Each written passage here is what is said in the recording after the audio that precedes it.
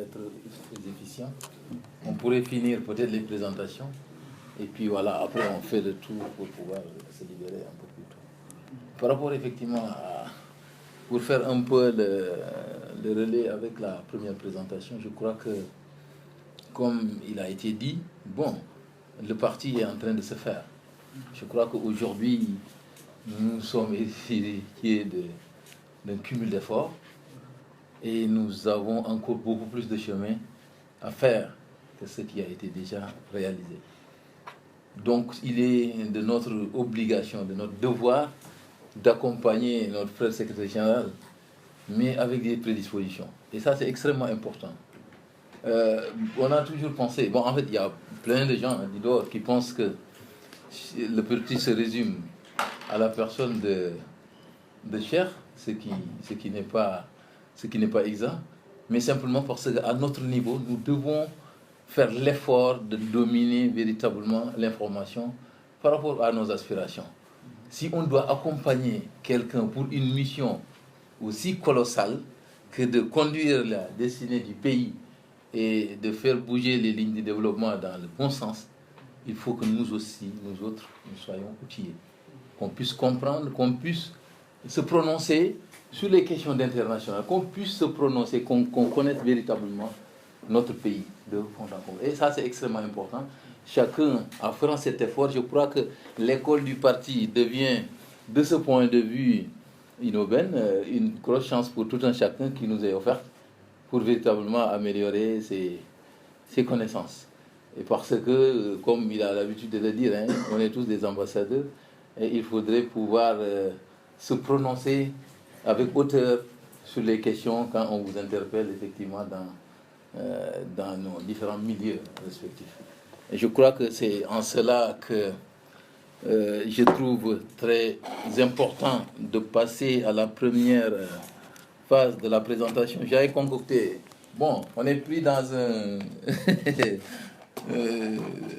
assez rapidement pour essayer de proposer en tout cas quelque chose sur la question de l'aménagement du territoire au Sénégal, parce que nous y travaillons, c'est notre domaine.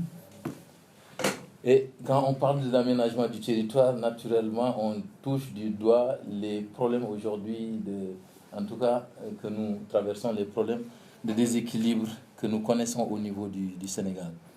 Bon, donc, peut-être j'ai l'honneur de démarrer ces séances qui vont se poursuivre. S'il va falloir peut-être améliorer ce document et y revenir effectivement devant une assistance beaucoup plus large, ce serait tout à mon honneur dans tous les cas. Donc, quand on parle effectivement de l'aménagement du territoire, il faudrait comprendre que ça a été une option du colonisateur. Du colonisateur sur la base effectivement donc, de ces orientations de développement.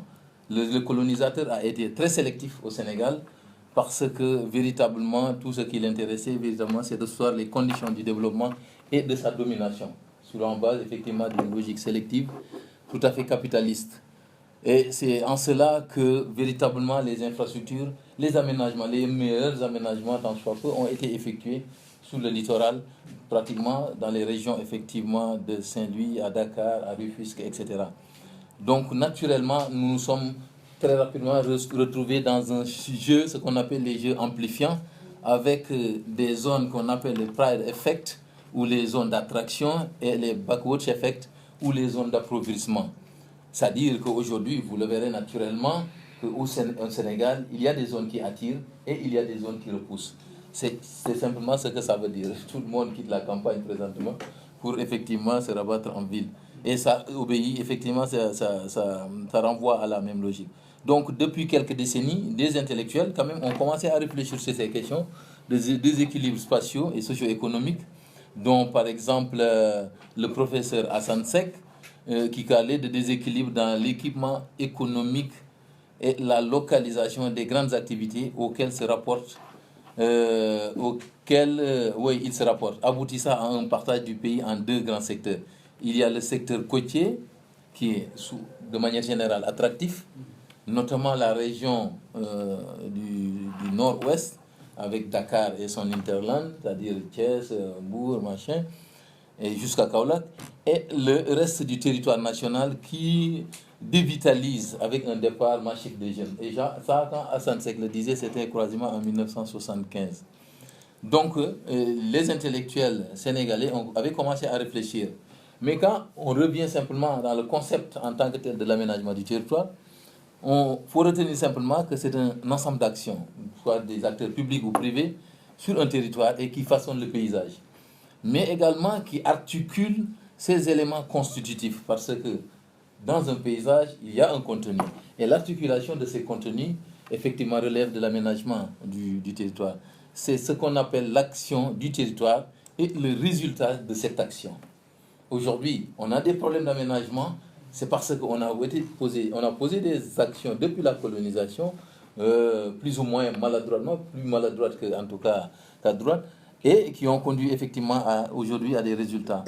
Donc, l'aménagement du territoire et la correction des grands déséquilibres sociaux et socio-économiques par l'articulation des infrastructures, des équipements sur les besoins socio-économiques et surtout sur les secteurs d'appui à la production. Je vais en revenir, cette notion d'appui à la production est extrêmement importante parce que l'ensemble des secteurs d'appui à la production, comme vous le savez, est composé du réseau, de tout ce qui est réseau de communication, le réseau routier, ça peut être le système financier, les banques, comment ils sont localisés, les IMF, les marchés, comment ils sont installés sur l'ensemble du pays, le foncier, c'est un secteur d'appui à la production, le système de commercialisation et même la distribution des ressources humaines. Parce que vous allez voir à Tamba, on se retrouve avec, peut-être 8 hôpitaux et très peu de médecins. Et à ça, ce sont les supports véritablement du développement parce que ça permet d'asseoir la ressource humaine qui supporte le développement déconcentré. Voilà, donc nous allons très rapidement passer à la présentation du Sénégal, de manière très rapide, vous le connaissez. Le Sénégal, notre pays, a une superficie de 166 712 km, constituée de 14 régions administratives. Donc ces régions, si on les regarde de plus près à la loupe, on voit que les tailles vont de 550 km² Dakar à 42 706, qui est la plus grande région, la région de Tamba. Nous avons 45 départements, 123 arrondissements, 557 communes, dont 5 villes, Dakar, Guédiawaye, Pikine, Rufisque et Thiès. On en avait ce qu'on appelait effectivement des communes d'arrondissement, mais il n'existe plus avec la communalisation intégrale. Il y en avait 46, comme vous le savez, voilà, sur l'ensemble du territoire, à Dakar et 3 à Thiès. Nous avons 70% des communes du Sénégal se trouvent dans la bande ouest, à l'ouest du pays, sur le littoral. 70% des communes du Sénégal sont localisées sur la bande Bignona, Thiès et Louga-Saint-Louis, donc sur la zone littorale. On a 182 circonscriptions administratives. Circonscription administrative, c'est là où il y a des représentants de l'État. C'est-à-dire, il y a un gouverneur, il y a un préfet, il y a un sous-préfet. C'est-à-dire les régions, les départements. Il y en a au total 182. Et il y a 599 collectivités locales.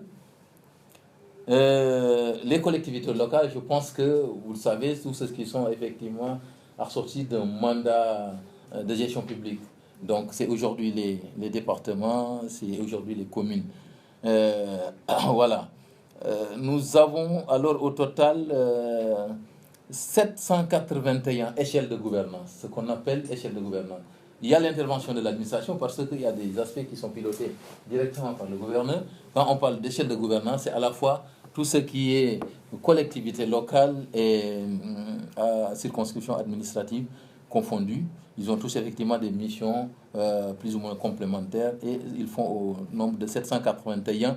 Et ça relève de la loi 2013-10 du 28 février portant code des collectivités locales. C'est donc la dernière modification du code des collectivités. En termes de démographie, en 1960, on était 3,5 millions, plus ou moins. En 2013, on est passé à 13 500 000. On a 2060, bon, peut-être j'étais pas là. 2013, j'en fais partie. On a quadruplé en 50 ans. En 2017, on sera à 15 251 184 personnes. En 2022, on sera à 17 715. Et en 2035, je l'ai calé sur le fameux PSE pour voir un peu l'articulation qui est faite par rapport effectivement à ça. On sera à 25 millions. 25 687 750. Ça, ce sont les statistiques et les projections. Ça relève de l'enquête donc, et les projections de la NSD, l'Agence nationale de la statistique et de la démographie. En termes de répartition, la région de Dakar, avec 0,3% du pays, contenait 2 900 000 personnes en 2010. 3 ans plus tard, Dakar contient 3 137 000 lors du recensement passé.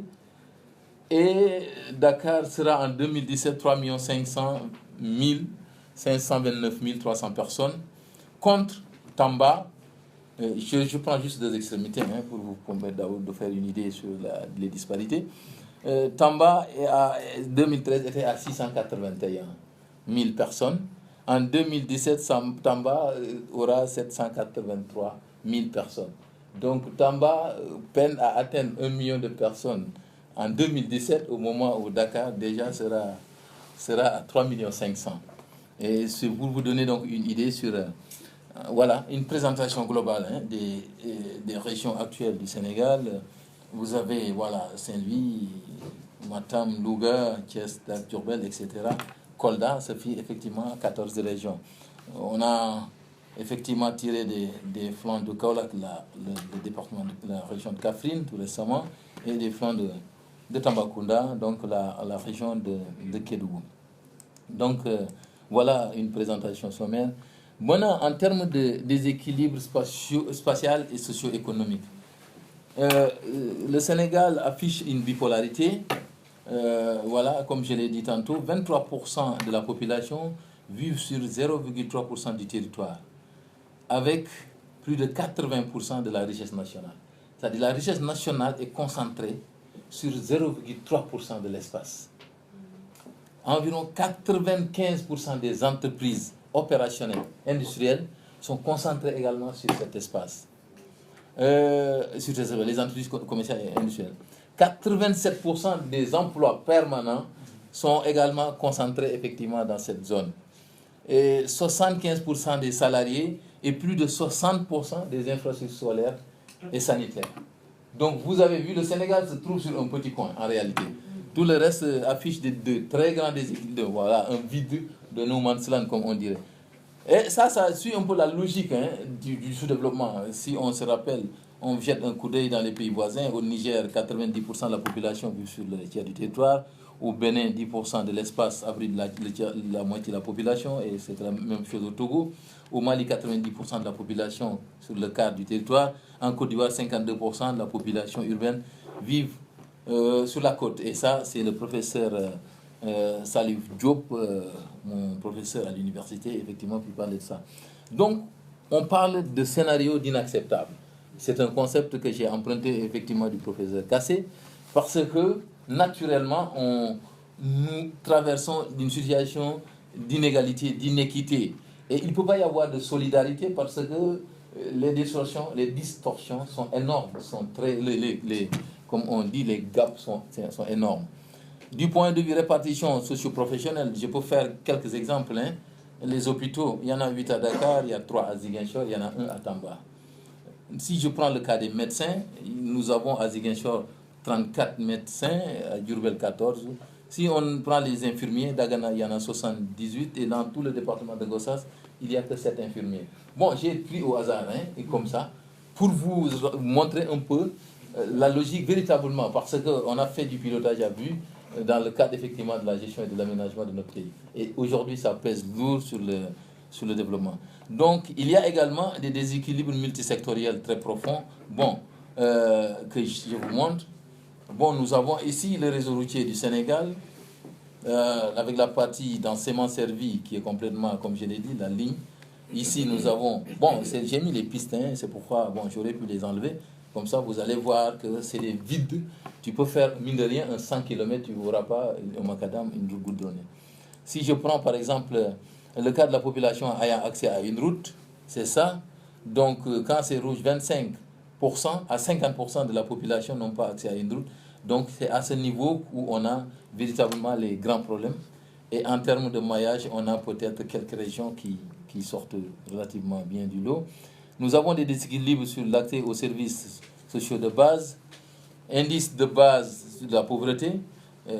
Ce serait bien quand même si on pouvait avoir un vidéo-projet, comme je vous le dis. Vous aurez pu voir à quel niveau se concentre la pauvreté. Parce que non seulement on est pauvre, mais on n'a pas accès à une route. On ne se soigne pas, on ne va pas à l'école. C'est une suite logique. Et vous allez effectivement vous en rendre compte. Donc, vous avez vu, accès à une école primaire. Regardez cette patate-là, ça c'est quasiment maximum 25 sur 100 de la population accède effectivement à une école primaire. Ce truc, je l'ai repris sous un autre format, beaucoup plus